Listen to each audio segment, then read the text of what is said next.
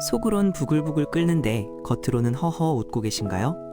집에 돌아와 이불을 차며 그때 그 말을 했어야 했는데 라고 후회하는 분들을 위해 준비했습니다. 여러분, 오늘도 이런 일 겪으셨나요? 무리한 부탁을 받았는데 거절 못하고 네 제가 할게요 라고 답한 뒤 퇴근길에 왜 나는 이 모양일까 자책하며 한숨 쉬는 일 말이죠. 상대방이 무례한 말을 던졌는데 분위기 깨기 싫어서 바보처럼 웃어주고는 집에 와서야 그 사람에게 퍼부었어야 할 대사들을 리플레이하고 계시지는 않나요? 남들에게는 세상 착한 사람, 화 한 번 안 내는 천사로 통하지만 정작 당신의 속마음은 시커멓게 타들어가고 있을 겁니다. 이건 단순히 성격이 좋아서 그런 게 아닙니다. 심리학적으로 보면 당신의 내면이 보내는 아주 위험한 신호일 수 있습니다. 오늘 우리는 왜 우리가 싫은 소리 한마디를 못해서 스스로를 괴롭히는지, 그 깊은 심리적 원인과 이 지옥 같은 굴레에서 벗어날 실질적인 방법을 심리학 이론을 통해 파헤쳐 보겠습니다. 가장 먼저 살펴봐야 할 심리는 거절에 대한 두려움입니다. 심리학에서는 이를 유기공포와 연결짓기도 합니다. 우리가 싫은 소리를 못하는 이유는 그 말을 내뱉는 순간 상대방이 나를 싫어하게 되거나 나를 떠날지도 모른다는 무의식적인 공포 때문입니다. 이런 분들은 대개 자신의 가치를 타인의 인정에서 찾습니다. 내가 남의 기분을 맞춰주지 않으면 나는 가치 없는 사람이야, 혹은 갈등이 생기면 관계는 끝장나고 말 거야 라는 강박적인 생각이 머릿속을 지배하고 있는 거죠. 그래서 자신의 감정을 죽여서라도 관계의 평화를 유지하려 합니다. 하지만 기억하세요. 당신이 지키고 있는 그 평화는 진짜 평화가 아니라 당신의 영혼을 갉아먹으며 유지되는 시한폭탄 같은 상태라는 것을요. 두 번째 이유는 어린 시절부터 형성된 착한 아이 컴플렉스입니다.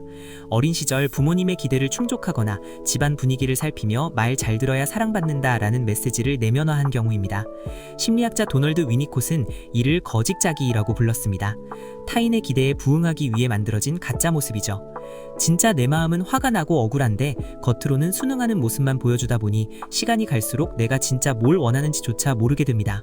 뒤에서 혼자 열받아 하는 이유는 억눌린 진짜 자기가 나 좀 봐달라고 지르는 비명입니다. 겉으로는 웃고 있지만 속으로는 피를 흘리고 있는 셈이죠. 세 번째 이야기는 억눌린 감정이 우리 몸과 마음에 보내는 위험한 경고입니다. 심리학에서는 이를 신체화 증상이라고 부릅니다. 겉으로는 웃고 있지만 속으로는 불길이 치솟을 때 우리 뇌는 엄청난 스트레스 호르몬을 뿜어냅니다. 입 밖으로 나오지 못한 분노는 사라지는 것이 아니라 우리 몸 구석구석에 차곡차곡 쌓입니다. 이유 없는 만성 두통이나 소화불량, 그리고 잠들기 전 심장이 두근거리는 증상들이 사실은 당신이 꾹꾹 눌러 담은 그 한마디일 수도 있다는 뜻입니다. 정신분석학의 창시자 지그문트 프로이트는 억압된 감정은 결코 죽지 않는다고 말했습니다. 그것들은 살아있는 채로 묻혀있으며 나중에 더 추한 모습으로 나타나게 된다고 경고했죠. 그 추한 모습 중 대표적인 것이 바로 투동 공격성입니다. 앞에서 싫은 소리를 못하는 사람들은 자신도 모르게 뒤에서 다른 방식으로 공격성을 드러내곤 합니다. 상대방의 연락을 은근히 피하거나 약속에 일부러 늦거나 맡은 일을 불성실하게 처리해서 상대방을 곤란하게 만드는 식이죠. 대놓고 화를 내는 것보다 훨씬 교묘하고 파괴적인 이 방식은 결국 주변 사람들과의 관계를 더 독하게 망가뜨립니다. 당신은 여전히 착한 사람으로 남고 싶어 하지만 주변 사람들은 왠지 모를 불편함을 느끼며 당신 곁을 떠나게 될지도 모릅니다. 이것이 바로 우리가 싫은 소리를 적절하게 내뱉어야만 하는 심리학적 이유입니다. 그렇다면 이 지긋지긋한 굴레에서 어떻게 벗어날 수 있을까요?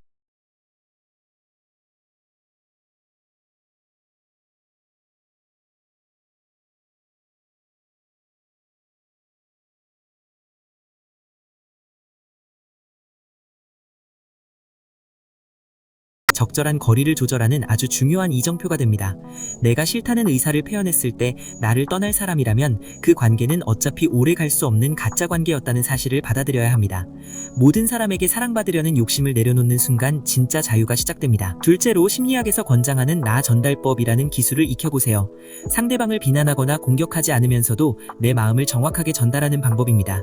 너는 왜 그렇게 무례해? 라고 말하는 대신 당신의 그런 행동을 보니 내 마음이 조금 상하네요 라고 나의 감정을 주어로 말하는 연습을 하는 겁니다.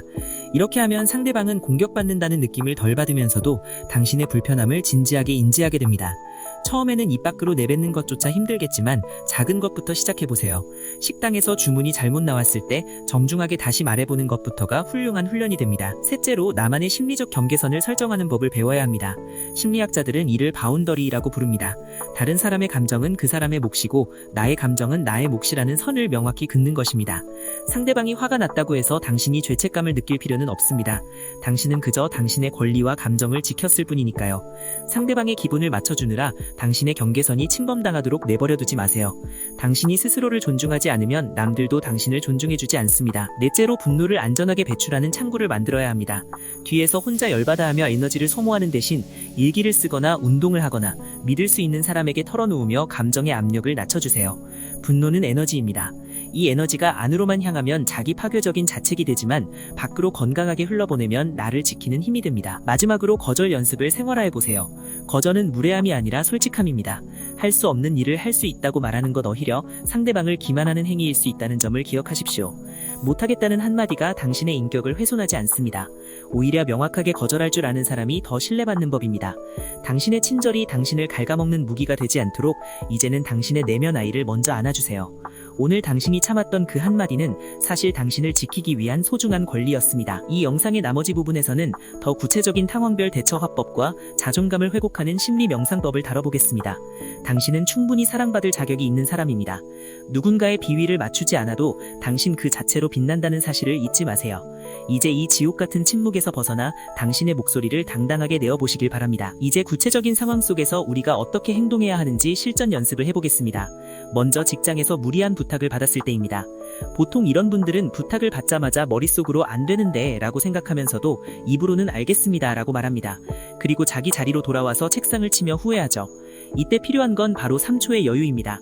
바로 대답하지 말고 잠시 숨을 고른 뒤 지금 제가 맡은 업무가 많아서 오늘 중으로는 처리가 어려울 것 같습니다 라고 말해보세요.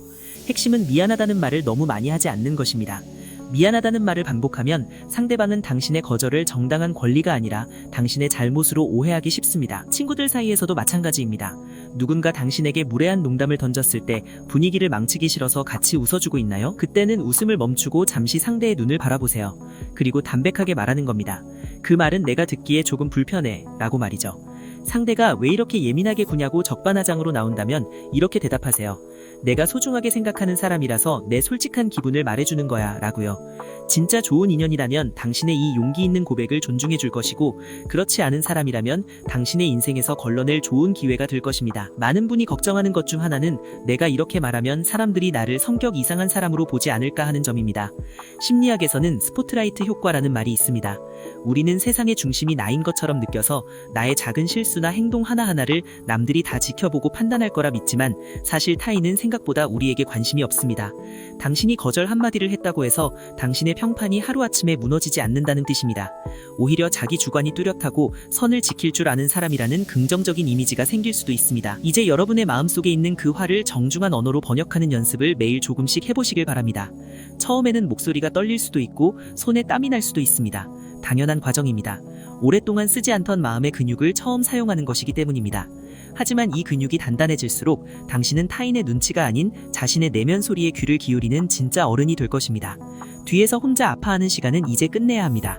당신은 남들의 기분을 지켜주는 파수꾼이 아니라 당신 자신의 마음을 지키는 주인이어야 하기 때문입니다. 오늘 이 영상이 여러분의 억눌린 마음을 조금이라도 어루만져 주었기를 바랍니다.